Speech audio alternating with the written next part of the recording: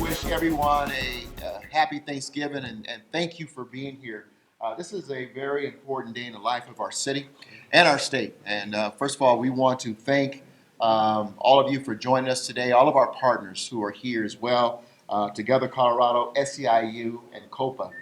And I also want to thank Councilwoman Robin Kanish. And I've said this before, and I'm going to say it again. There has been no greater partner and protector and advocator advocate for the workers of our city, and it's been a great honor to stand with you on this issue. Thank you very much for your leadership. I love working with you. It's Absolutely. been wonderful. Thank you. Absolutely. I want to thank Representative Galindo as well as Representative Melton for being here as well and helping us to move forward the initiative at the state legislature that helped us to receive the authority to make this unilateral decision for the people of Denver, Colorado. I want to thank I just see our auditor came in as well. Good to see you, Auditor. O'Brien for being a partner as well, and a good, I think, a thought structure this legislation for all of Denver. Let me also thank my administration. This is, when you move forward with these type of initiatives, obviously you're going to hear from a lot of people, and to have a lot of thought partners in the administration, on City Council, all of City Council, and for folks to lean in and to give their very best wisdom, regardless of their title, has been extremely important and valuable to all of us in this initiative. I want to thank the people of Denver who throughout several town halls showed up to give us their thoughts, even those who found it difficult and concerning about the initiative we were moving forward. Your input was valuable. We heard you. And as a result, I believe we have shaped an ordinance, and thanks to City Council, passed an ordinance that really stands for what Denver stands for in terms of the values and the commitment of helping to lift all the people of this great city. I'm going to say this 30-second point, and then I'm going to ask Councilwoman Kanish if she'd like to say a few words before we sign the ordinance. We have had an amazing run here in Denver, and I have been proud to serve as mayor of the city during our renaissance out of the Great Recession. And as Denver has really propelled itself into the front of the line in terms of cities, economically, socially, we have really begun to pave the path as a city for the future. And we want to keep this going. And that's why we got to continue to work hard and work on the attrition of companies that will come and go and continue to keep Denver globally competitive and globally connected. We knew this conversation would not be easy, but we've also seen this city step up and make very tough decisions so that we could revitalize this economy. And a lot of people have done well in this economy. We should never be ashamed about standing up and asking, what about those who have not done as well? Amen. And how do we find a way to create an economy, to set it on a path, so that everybody who wants to live in the city, everyone who has the audacity to call the city home, who wants to work here and enjoy all the great amenities that this economy has to offer us, can enjoy it as well without the worry about how they feed their families and how they keep a roof over their heads. Amen. And that's why Councilwoman Kanish, and I see Frank Romaine in the back as well. We want to thank him, our city attorney, for his tremendous leadership as well. Thank you. Well, while we crafted this ordinance, I'm awfully proud that today, actually on Monday, City Council stepped up, and my administration today, with my signature, steps up and says to all the people of Denver, we believe this can be an economy that works for everyone, and you belong here too. Amen. And so I'm honored to do that on behalf of this great city, and I want to thank the people of Denver who showed up and were part of the conversation. Councilwoman Kanish. Thank you, Mayor. Absolutely. First and foremost, many of my colleagues would be here today, but they are out doing service in our community for this Thanksgiving holiday. So I know that they stood unanimously with us to take this step today, and it was as important to them as it was to us. So I acknowledge my colleagues first and foremost.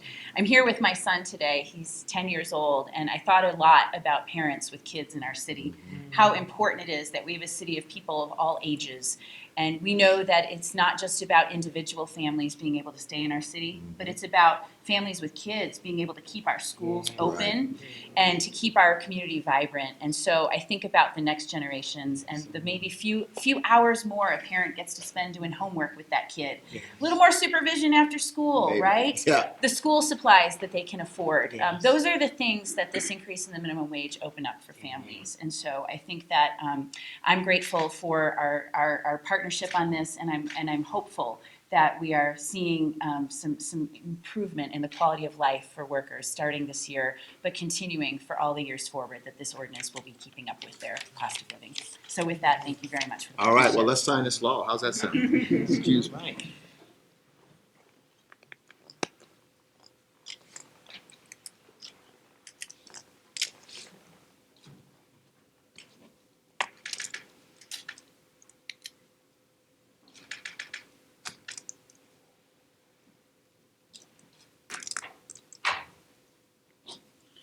Congratulations, everyone.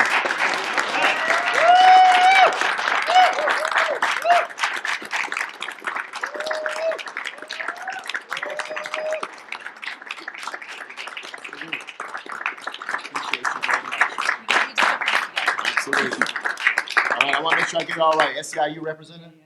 Dina. All right, congratulations. Thank you. Copa, you back there? Together, Colorado? Right there. Oh, I know that's you. Metro Caring Dina at the last minute. Oh, Metro Karen, thank you very much for being here as well. Thank you for your leadership. I present you a pen. Thank you all very much, and congratulations to Denver, and today 90,000 Denverites received a raise. Got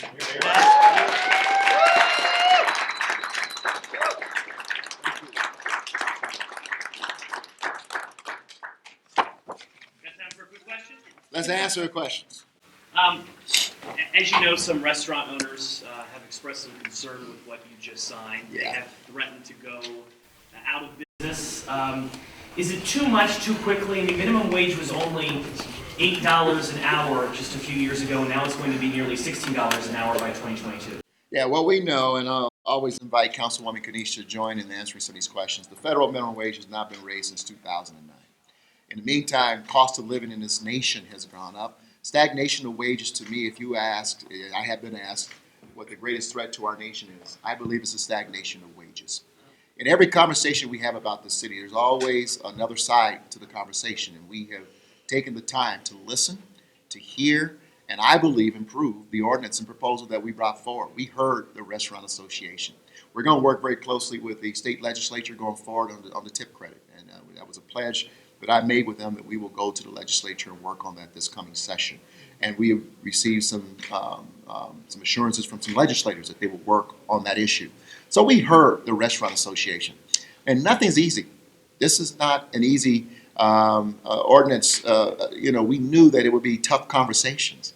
But let me just say this, at some point, you've got to stand and say, this is the right thing to do, and I never once doubted whether or not this was the right decision for Denver.